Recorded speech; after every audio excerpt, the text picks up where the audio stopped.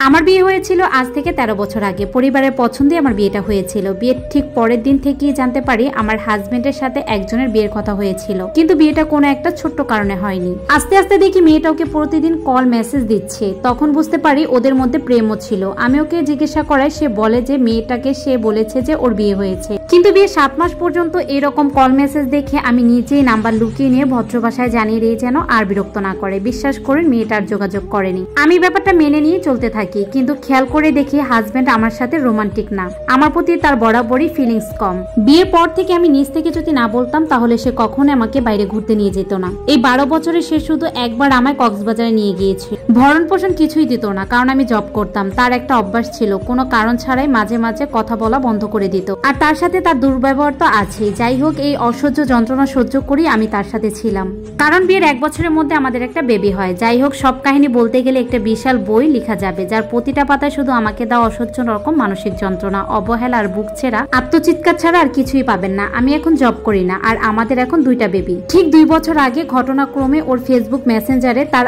আগের সেই গার্লফ্রেন্ডের সাথে তার অপ্রীতিকর কিছু মেসেজ আমি দেখে ফেলি।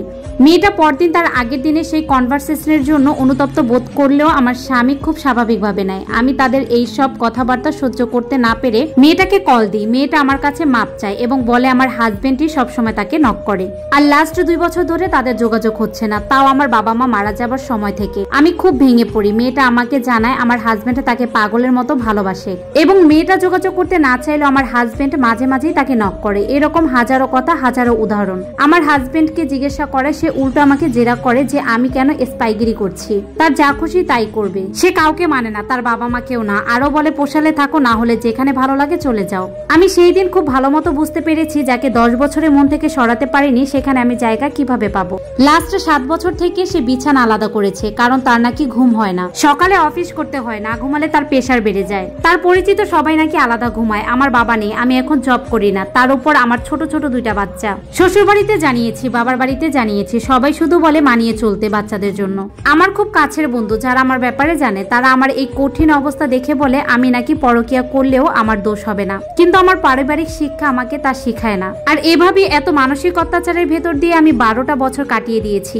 কিন্তু আজকাল আমি আর নিতে পারছি না। কথায় কথায় দোষ ধরা, তার কথার উপর কোনো কথা বলা যাবে না, এসব আমার সহ্যের বাইরে চলে গেছে। সেই দিন তার মুখের উপর একটা কথা বলাতে আমার ছোট বাচ্চার সামনে আমাকে মেরে ফেলতে এসেছিল। তার চোখে মুখে আমার প্রতি এত ক্ষোভ, এত ঘৃণা আমি আগে কখনো দেখিনি।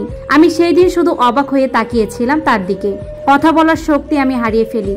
আমি কোনো গালাগালি, অকথ্য ভাষায় কিছু বলা এমন কিছুই করিনি। শুধু তার কথার পিঠে একটা সাধারণ কথা বলি, আর তাতেই আমাকে মেরে ফেলতে এসেছিল। আমার এখন আর সহ্য হচ্ছে না, দম বন্ধ লাগে। কিন্তু বাচ্চাগুলোর দিকে তাকিয়ে নিজেকে বোঝাচ্ছি, কিন্তু আমার মন চাচ্ছে ডিভোর্স দিয়ে দিই। আমি আমার শ্বশুরকে বলেছি আর সংসার করব না, কিন্তু সেও আমাকে ধৈর্য ধরতে বলে। আমি তো এক ছাদের নিচে সেপারেশনে আছি, আমাকে বাধ্য করেছে। আমি আর সহ্য করতে পারছি না, কিন্তু আমার ভয় হয় ডিভোর্সের পরের জীবন নিয়ে। আমার সুসাইড করতে ইচ্ছে করে। বিশ্বাস করেন, সুসাইড কেউ ইচ্ছে করে না। একটা মানুষ কতটা অসহায় হয়ে, কতটা কষ্ট পেয়ে পৃথিবীর মায়া ত্যাগ করে তা আমি এখন খুব ভালো মতো বুঝতে পারি। মানুষ কেন আত্মহত্যা করে জানেন? একাকিত্বর জন্য। আমি তো তাও পারছি না। সবাই আমার জন্য দোয়া করবেন যেন আল্লাহ আমাকে এমনিতে নিয়ে যায়। প্রতিদিন একবার করে মরার চেয়ে একবারে মরে যাওয়া অনেক ভালো। আমি সবাইকে আমার জীবন থেকে একটা কথা বলবো, কোন একটা সম্পর্ক থেকে পুরোপুরি না বের হয়ে এসে কখনো কারো বিয়ে করা উচিত নয়। আমাকে সবাই একটু বলবেন আমার মনটা শান্তি করব কিভাবে। ডিভোর্সের পরে জীবনটা কি আমার এই জীবনের চেয়েও কঠিন?